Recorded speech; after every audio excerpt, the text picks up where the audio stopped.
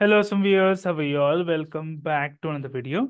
Guys, in this video, we are going to discuss the hello world of Docker. In the previous video, we'd have installed the Docker. The Docker is looking like this. This is the Docker desktop. Now I'll run the Docker hello world. Okay. First, let us see the Docker version. For the Docker -v you put, you'll get the version. Docker is installed. Then you do Docker compose -v, the version.